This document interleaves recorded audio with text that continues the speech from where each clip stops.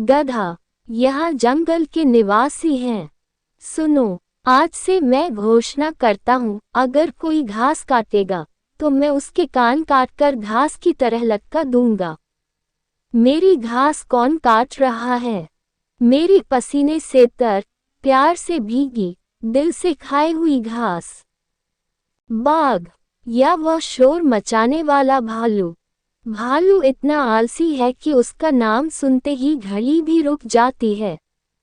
और बाघ, वह गुस्से की बाल्टी है, इसका कोई ढक्कन नहीं है, ये छलकती रहती है। भालू, वह गधा, तेरी चीखों ने मेरे सपने में चमेली के पेड़ को भगा दिया है। तू ऐसा गधा है जिसका दिमाग हवा से भरा है और पेट हवा से। तू घास कहाँ रखता है? छाती पर नहीं रखता, सिर पर तो बिल्कुल नहीं, क्योंकि वहाँ दिमाग ही नहीं है। तू सुबह घास खाते हुए गाना गाता है, मैं घास खाता हूँ, मैं घास खाता हूँ, मेरी बुद्धि कोई मजाक नहीं है। Gada, danta dikit hiu, kana halate hiu, balu, agara main terra sira para katahala maram, to katahala fata jaga, lekina terra sira vaha pathara ka dibahai। तू इतना आलसी जानवर है कि जब तू शीशे के सामने खड़ा होता है तो शीशा भी कहता है, भाई, मैं तुझे अपना प्रतिबिंब नहीं दिखाऊंगा, इसकी आकृति देखकर मेरा शीशा टूट जाएगा। और तू सोता है, दिन में सोता है, रात में सोता है, खाने के समय सोता है, क्या तुझे भालू की तरह नहीं सोना चाहिए? बाघ दहाड़ते हुए, चुप रहो, चुप रहो, मैं जंगल का राजा हूँ, और यह जंगल अब तुम्हारी वजह से हंसी का रंगमंच बन गया है। तुम गधे हो, एक पनीर जिसका IQ केले के चिप्स से भी कम है।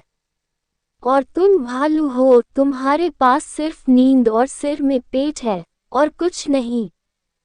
अब सुनो, अगर घास किसी के लिए समस्या है तो मैं तुम्हारे शरीर पर घास लगा दूंगा और तुम्हारी झाड़ियों में आग लगा दूंगा।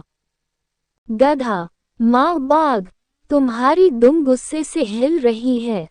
तुम ऐसे राजा हो जो अपनी ही परछाई से डरते हो। कल रात तुम कह रहे थे, वह कौन है? वह मेरे जैसा दिखता है, और वह तुम्हारी परछाई थी। तुम्हारा गुस्सा इतना भयानक है कि एक बार तुम भौंके और गिलहरी की आवाज बांसुर बजाने लगी। भालू, गधे, तुम ऐसे दिखते हो जैसे किसी ने तुम्हें प्लास्टिक से बनाया हो। और बाघ, अगर तुम राजा की तरह बात करते हो तो मैं राजा हूँ। कम से कम मैं किसी पर दहाड़ता तो नहीं। लोमड़ी, बाघ, गधा और भालू, तुम तीनों ने जंगल को हंसी का सर्कस बना दिया है। तुम्हारा ये झगड़ा इतना बड़ा है कि बंदर हंस रहा है और मगरमच्छ भी पानी में डूबकर कह रहा है, मुझे बचाओ। तुम तीनों के बीच अपमान की ऐसी होड़ मची है कि बांसुरी भी शर्म से अपनी धुन खो देती है। बंदर, मैं इस दरबार में बैठकर समझ गया हूँ, इन तीनों के सिर पर गोबर के अलावा कुछ नहीं है। गधे की घंटी, बाघ की दहाड़ और भालू की चीख, ये तीनों मिलकर एक ऐसा सुरीला संगीत बजाते हैं जिसे सुनकर पेड़ों पर बैठे पक्षियों के अंडे फूट जाते हैं। गधा, बंदर दादा, तुम नाचते हो, कूदते हो और अपनी दुम से अपना चेहरा पोंछते हो। तुम जज नहीं हो, तुम खुद ही मजाक उड़ाते हो। और मी, लोमड़ी, तुम तो ऐसे जज हो कि अगर तुम्हारी खुद की दुम में आग लग जाए तो तुम कहते हो, ये गर्म कपड़े किसके हैं? बाघ ऐसा राजा है कि दहाड़ने के बाद पेड़ भी सोचता है, नहीं भाई, आज मैं नहीं हिलूंगा, ड्रामा होगा। भालू कितना आलसी है, वह अपने जीवन में एक बार तक जागा था जब शहद चुराते समय उसे मधुमक्खी ने डंक मार दिया था। भालू, गधे, जब मैं तुम्हारी आवाज सुनाता हूँ तो मुझे नींद नहीं आती, नींद भाग जाती है। तुम ऐसे जानवर हो कि तुम्हें देखकर घोड़ा भी कहता है, भाई, कम से कम मैं तो दौड़ सकता हूँ। और बाघ, तुम तो राजा हो जिसके राज्य में चूहे भी राजनीति करते हैं।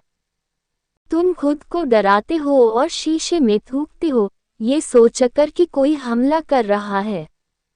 बाघ, तुम सबने जंगल को कॉमेडी क्लब बना दिया है। मैं बाघ हूँ राजा, मैं बिजली की तरह दहाड़ता हूँ, और तुम एक सूंघता गधा, एक सूंघता भालू और एक उछलता बंदर।